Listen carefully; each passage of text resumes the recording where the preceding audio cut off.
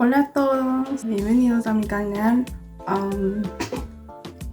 don't know how to eat that. Basically, en este video voy a hablar de aventura español. No sé. I'll be talking about my journey speaking Spanish, my Spanish journey. I say Spanish journey, Spanish language journey. So let's just start from the beginning. At first, I always had like a desire to like learn Spanish, but I just never went through with it because I was never consistent till now, till these past few years, more consistent. But one of my first memories in regards to Spanish, I would say like since middle school, like early middle school, like 6th grade, I had Spanish class and I actually enjoyed it. I love my Spanish teacher and everything. I was interested in the language, but as I said, never consistent. And I had Spanish throughout my whole middle school kind of thing. Like I had Spanish my 6th grade year, my 7th grade, and 8th grade year. And my 7th and 8th grade teacher, it was the same person, and they weren't the best teacher. Particular teacher, they didn't know how to teach other Spanish. They're fluent in Spanish, but they didn't really know that much English. Like, it seemed like the kids that already had upbringing in Spanish and know of Spanish more had like kind of advantage because they know more Spanish than the English speaking kids did. Kind of like, I don't want to say frustrated, but like, I don't know, like I still wanted to learn the language within that. So because I had that teacher, I rooted to Duolingo as a side thing. So while I be in Spanish class, I'd be able to understand more, so I don't be lost in Spanish. Because like I said, I was always interested in Spanish. So I downloaded Duolingo, I believe when I was like in 7th grade, and this was like years ago. I don't know, I'll probably put the estimated year here because I really don't know. I just know what grade it was in. So I was in 7th grade, got Duolingo, and started doing little Spanish lessons there. Started doing that for a little while, but never was consistent with the Duolingo. The thing with Duolingo, it's good for beginners, like total complete beginners. But if you're trying to be serious in Spanish, Duolingo seems like it's not the way to go, or it's not the best resource to use. Duolingo, if you're trying to be fluent, I don't recommend it though. The thing with Duolingo, for example, like they don't teach you everyday Spanish, if that makes sense. Because like the simple things, just like yo como, real life Spanish, you don't really use yo or el bebe, el, because that's not real life Spanish. If you're trying to emphasize something, that's when you use those pronouns. But most case scenario, you're not going to use those. So Duolingo don't really teach real life Spanish, if that makes sense. Like 7th to 8th grade, working on Duolingo, and at the same time I wasn't really consistent, so I didn't really get that far in Spanish, but I was like growing some knowledge in terms of Spanish. But let me fast forward to the time where I started taking it more seriously. The time I took Spanish more seriously was my sophomore year of high school, and possibly 2 years ago is when I started being more serious in my approach with Spanish. I believe I used an app called Penciler before, just a trial, because I wasn't going to pay for nothing. You know, didn't have money at the time. But I tried to look up more YouTube videos of my Spanish. I tried to be more involved in that. And then, I don't know, like the gradual kind of like period, but I remember I started downloading apps and tried to immerse myself in Spanish language. First, I remember I downloaded this app called Aprendiendo, but now it's Big TV. So I downloaded apps like that, and I started watching Spanish language shows and the classic telenovelas. Me encantan telenovelas. Like, they're so freaking dramatic for no freaking reason, but I love them. But oh wait, I'm sorry, because like when I started talking about this stuff, like little things keep on popping up. I remember one period of time, I believe it was 2 years ago, I was watching the telenovela Betty la Fea. Yo soy Betty la Fea. It's a complete name. And I was like, hey, like the only available thing I could see this on was like I believe it's like Telemundo, and it did not have any English subtitles, and I couldn't find any sort of English translations for the particular show. So I saw it was like on YouTube before, but it got taken down probably because of copyright. One day, something in me just decided to I'ma download Telemundo, and then I'm just gonna watch Betty la Fea. Betty, I can't talk. Betty la Fea has it's like 100, I could be wrong, but like 170 freaking episodes. Correct me if I'm wrong. I will put the right number right here. But it has a whole lot of episodes, and telenovelas are known for that. So, but Betty la Fea is a whole different story. And then I'll also watch hold up. I think I'll watch the the reboot one. But isn't Spanish and English. They speak some parts English, but in general, it's just Betty in New York, or Nueva York. Yeah, Spanish. So, and I saw that off Peacock. And I wonder if I was like, oh yeah. I'm sorry, I'm so overpleased. So I believe that I watched Betty in Nueva York first. First starting out, I felt iffy, but later on in, I was content. But then when I saw Betty la Fea, even though I didn't completely understand what was going on, because I remember I would Google Translate everything while with Peacock with Betty in Nueva York. I can talk, but Nueva York. When I saw that first, the spin-off show, I was like, even though I was translating with Betty la Fea, Betty la Fea don't compare to none of these, and it is the original. And I ended up watching the whole entire series and falling in love with it.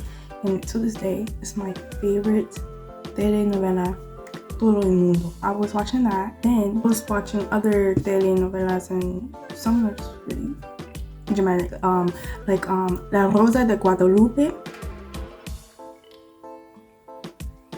If you know, you know. But then I was seeing other actual genuinely good ones. La Reina del Sur. Did I say it right? I started opening myself up more to a different world, a whole different world of things, music, more shows to watch. And I really tried to surround myself in it, and I tried to find new music, because I know the first time I was trying to look for music, I was at first I was listening to dance music. I mean, I still listen to some, but it really evolved. It really evolved over the years. I remember it's the 1, 2, 3, 4 as known as the most annoying Mexican song. If you know, you know. Yeah, I started listening to that, and then but for a little while I was I don't know how I'm gonna find good music that I really like, because I didn't know where to start. But over time, started listening to music that I liked. I fell in love with music such as bachata. I listen to a lot of Mexican music as well, banda, corridos. I love old school, new school, with all those kind of genres. And I can't forget reggaeton. Reggaeton is good. I feel I put bachata and then banda and I put bachata and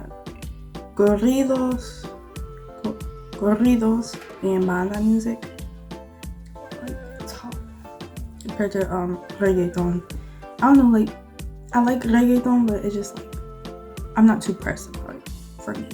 But I started listening to that kind of thing, and I just really tried to train my ear, because all the about is training your ear, because just like a baby, bro, a baby listens to the environment first, because baby learns from its environment.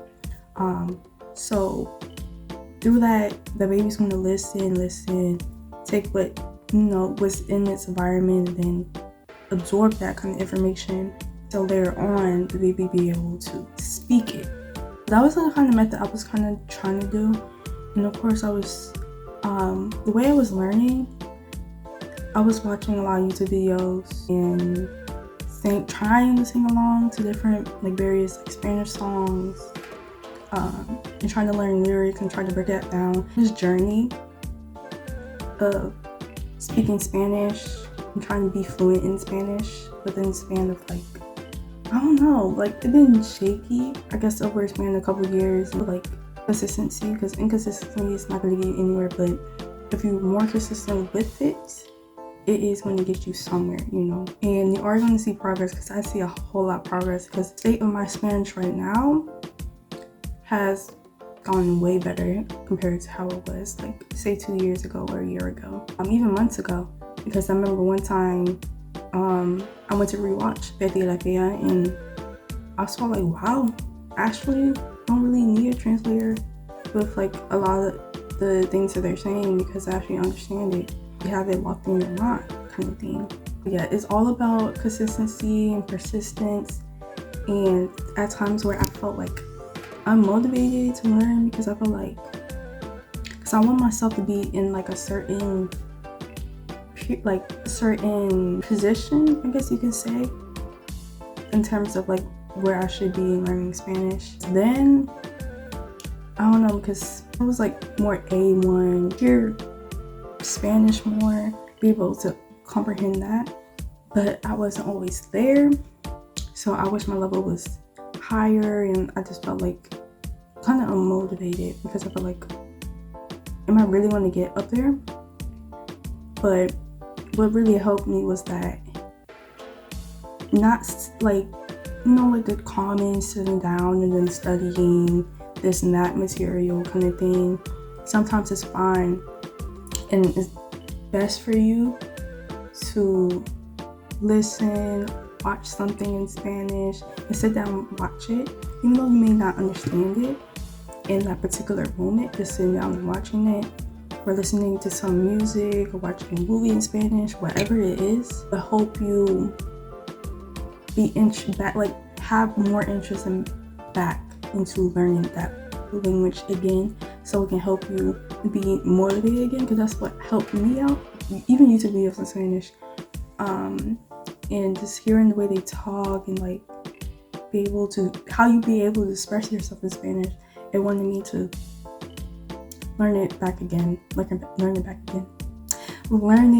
and have that motivation to do so. So far in this span, I will say my Spanish has gotten better a lot, but there's a lot of room for improvement, because there's some things that I should already know, but I don't know, weather, for example. I should have weather down packed, and I'm A2 intermediate kind of Spanish at the moment, and I feel it still needs to be improvement, because some basic things I don't know, and then sometimes life can be shaky as to because I'm a teen right now, and I'm trying to balance things work, trying to balance things school, and sometimes it can be difficult having time specifically for Spanish, because the goal I want to do for Spanish is an hour, but I know an hour is not always possible, so I would try to break it down to 30 minutes as much as I can, but sometimes that's not even possible. So I just try to sneak Spanish in as much as I can. I believe that's all I got to say in this video as for now. Basically, again, learning Spanish, to be really consistent in it, there's have to be something that motivates you. I don't know, because the thing that wanted me, oh my gosh, wait, how could I forget this? I forgot one of the key things that wanted me, that I wanted to speak Spanish. I can't speak to it.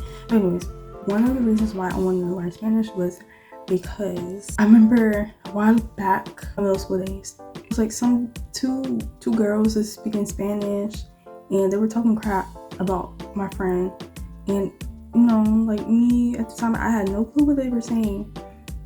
But, we could clearly tell that they were talking crap about my friend because they were looking at them, looking all smug, like, and then speaking Spanish to them and stuff like that. And so, like, the idea that somebody's talking about you, like, right in front of your face, dead right in front of your face, and you don't know what the heck they're saying, I kind of love that. Like, I love that kind of aspect because I could do that with my family because my family does not know Spanish. Basically, in total, the resources that I used to learn Spanish was also, I forgot to mention, I was also reading in Spanish. Like, for me personally, reading and writing in Spanish are the most easiest things for me, while for others it may be different. Maybe speaking is more easier, back and forth. Those are the main things that I did.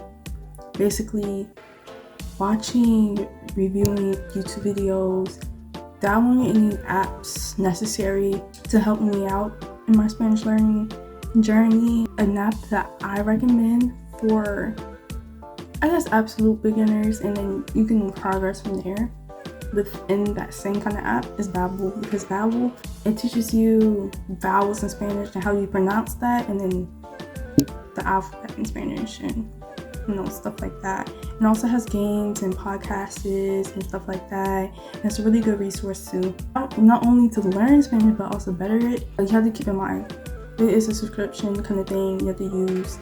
You have to pay for it. For the stuff you have to pay for, I would usually go on YouTube, look at different topics, and then also look up a syllabus kind of thing.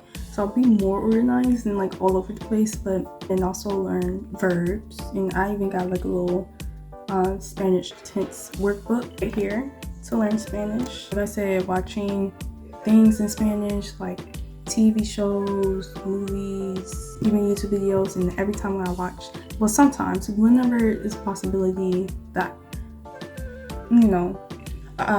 it may be like an English movie playing, I try to see if it's possible. If there's Spanish subtitles. If there's Spanish subtitles, I put them with movie at the same time, so I can still get some Spanish in the process of that. And it's crazy, like, I would play like Spanish music every single day. I know my parents tired of me because they would hear Spanish music every single day kind of thing, but you really have to immerse yourself. If you're really serious about learning English, you have to immerse yourself for real. I hope this video helped anybody out there in learning Spanish.